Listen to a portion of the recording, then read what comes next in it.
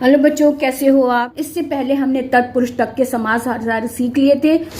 यह तत्पुरुष के उदाहरण दिए हुए हैं। जैसे यहाँ पे शास्त्र पंडितः लिखा, व्यापारे पटु लिखा। यहाँ पर सप्तमी विभक्ति का प्रयोग हुआ है, यानी कि जो भी कारक जिसके साथ जुड़ा हुआ है उस कारक का नाम देकर तत्पुरुष समास के साथ में लिख देते हैं। अब यहाँ पे सप्तमी है यानी अधिकरण है, तो अधिकरण कारक का नाम देते हुए तत्पुरुष नाम साथ में दे देंगे।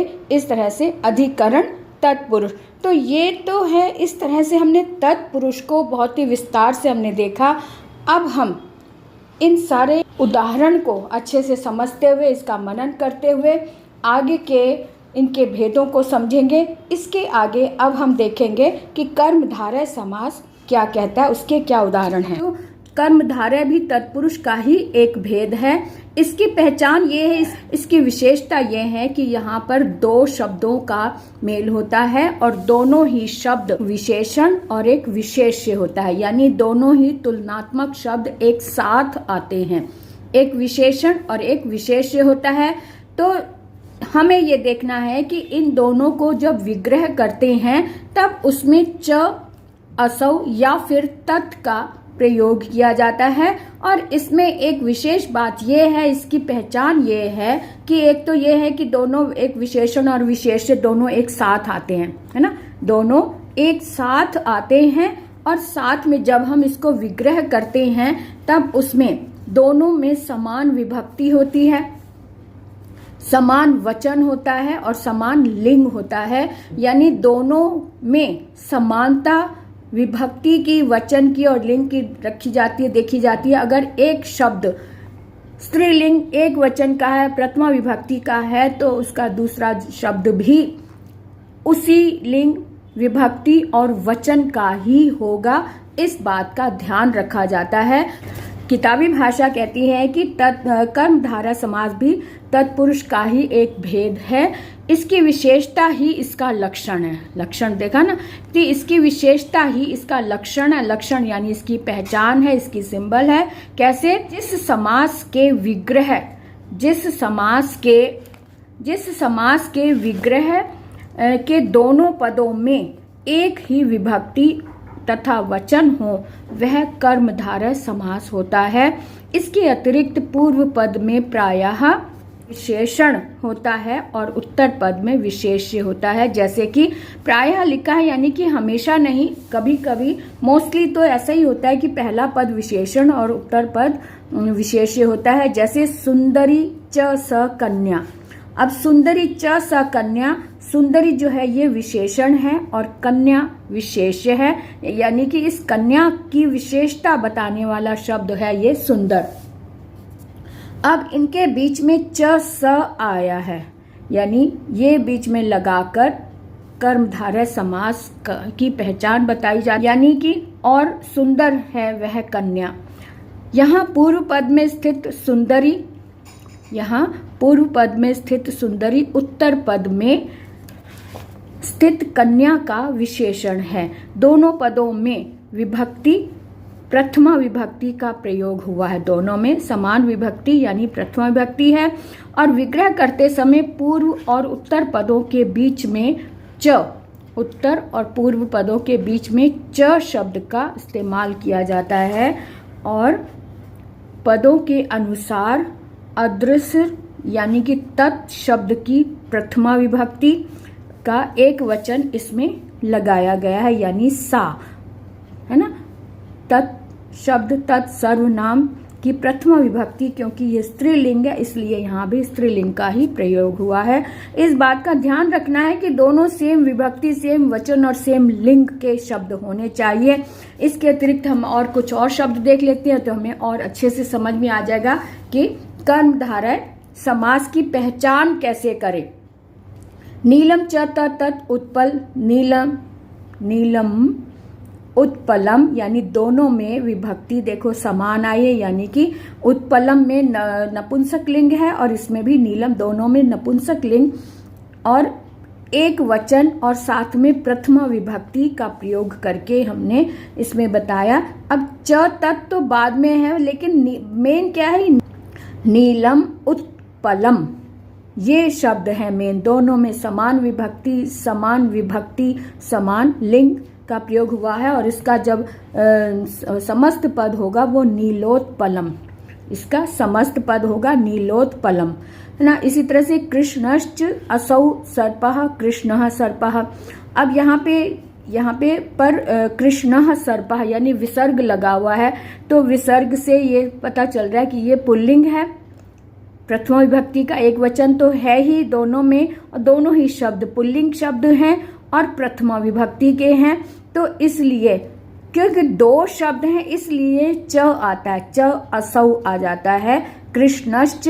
और ये जो श लगा है ये इसलिए लगा है क्योंकि विसर्ग संधि में जब विसर्ग को हटाया जाता है तो उसके स्थान पर श, स या श षटकोण वाला श या फिर कुछ उनके नियमों के अनुसार ये इस तरह से हैं। तो इसलिए इस कृष्ण के विसर्ग को जब हमने रिमूव किया, हटाया, तब उसके स्थान पर श लग गया, यानी कि कृष्णश्च असौ सर्पः। ये तो हो गया विग्रह रूप, और ये बताया है कि ये जो दो शब्द हैं इनके बारे में ये बताया गया है, और इसका जो समस्त पद होगा कृष्ण सर्पः, है ना।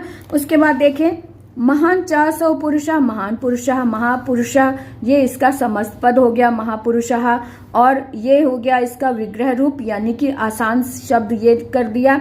तो महान पुरुषः, पुरुषः पुल्लिंग शब्द है, प्रथमा विभक्ति है, एक वचन है, इसलिए महान में भी पुल्लिंग प्रथमा विभक्ति और एक वचन का प्रयोग हुआ है। क्योंकि ये दो शब्द हैं इसलिए महान च असौ पुरुषः, महापुरुषः, ये इसका समस्त पद हो गया। उदाराश्चासौ जनः, उदारः जना।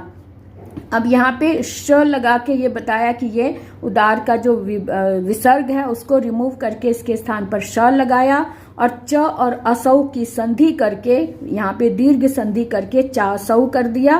तो शब्द इसका विग्रह रूप बना उदारश्चसौ जनः। अब इसका जो समस्त पद है वो होगा उदार जनः। जो उदाहरण है इनको भी जल्दी से हम पढ़ लेते हैं। उत्तमाश्च ते जनाः, उत्तमः जना, यहाँ पे बहुवचन का प्रयोग हुआ है, प्रथमा विभक्ति है लेकिन बहुवचन है और पुल्लिंग रूप है। उत्तम जनाः ये इसका समस्त पद हो गया। और दूसरा रूप देख लेते हैं जीर्णः च तद उद्यानम, यहाँ पे नपुंसक लिंग का प्रयोग हुआ है इसलिए दोनों में जीर्णम उद्यानम आ गया।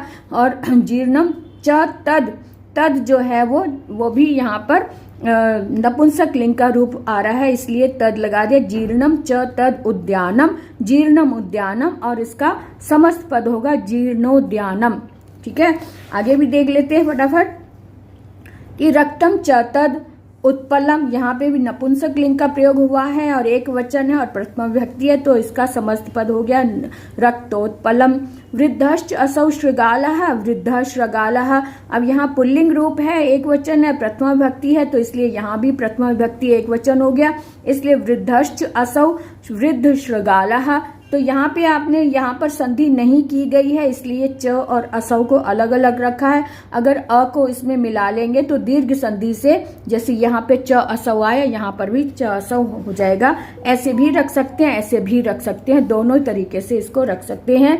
निर्मलम च तत् वस्त्रम, अब यहाँ पे नपुंसक लिंग एक वचन प्रथमा विभक्ति निर्मलम, इसलिए इसमें भी नपुंसक लिंग आया, इसमें नपुंसक लिंग आया है, च तत् करके इनको विग्रह किया गया है। निर्मल वस्त्रम ये इसका समस्त पद है। पुण्यम च तद तीर्थम, पुण्यम तीर्थम यानी पुण्य तीर्थम, ये इसका समस्त पद है और इसका विग्रह रूप है पुण्यम च तत् तीर्थम यानी पुण्यम तीर्थम। यहाँ भी नपुंसक लिंग है, प्रथमा विभक्ति और एक वचन का प्रयोग हुआ है। आगे देखो विद्वान च असौ जनः, अब जनः विसर्ग लगा है, पुल्लिंग की पहचान होती है। पुल्लिंग शब्द एक वचन और प्रथमा विभक्ति में जो मूल शब्द होता है उसमें विसर्ग लग जाता है। विसर्ग बताता है कि ये विशेष ये व्यक्ति है, तो यानी विद्वान च असौ जनः, तो विद्वान में भी पुल्लिंग शब्द रूप है, पुल्लिंग प्रथमा विभक्ति और एक वचन का प्रयोग हुआ है। च असौ इसके विग्रह रूप को दर्शा रहा है, तो विद्वान जनः यानी विद्वत जनः। विद्वत जनः जो है वो व्यंजन संधि के कारण इसको समस्त पद को इकट्ठा करके बताया है कि विद्वत जना है, जन संधि के कारण विद्वत जना हो गया। निर्मलाश्च ते गुणाः, निर्मलाः गुणाः, यहाँ बहुवचन का प्रयोग हुआ है और निर्मलाः गुणाः आया है, यानी कि प्रथमा विभक्ति बहुवचन है, इसलिए यहाँ पर भी निर्मलाः गुणाः आ जाएगा। निर्मल गुण हो गए, इसका समस्त पद हो गया निर्मल गुणाः। आगे देखिए संताश्च ते पुरुषाः, संताः पुरुषा, यहाँ भी बहुवचन है, पुल्लिंग रूप है, इसलिए दोनों में पुल्लिंग रूप प्रथमा विभक्ति और बहुवचन का प्रयोग हुआ है। सत्पुरुषाः, ये इसका समस्त पद है। और कृष्ण च असौ चतुर्दशी, कृष्ण चतुर्दशी, यहाँ पर भी कृष्णा चतुर्दशी, यहाँ पर स्त्रीलिंग प्रथमा विभक्ति और एक वचन का प्रयोग हुआ है, और क्योंकि ये स्त्रीलिंग है यहाँ कृष्णा चतुर्दशी, और इसका समस्त पद है कृष्ण चतुर्दशी। कृष्ण चतुर्दशी, कृष्णा च असौ चतुर्दशी, ये इसका विग्रह रूप हो गया। इसी तरह से आगे एक और उदाहरण देख लेते हैं। सर्वे च ते शैलाः, सर्वे शैलाः यानी सर्वशैला हो गया, ये इसका समस्त पद हो गया, सर्वशैला हो गया।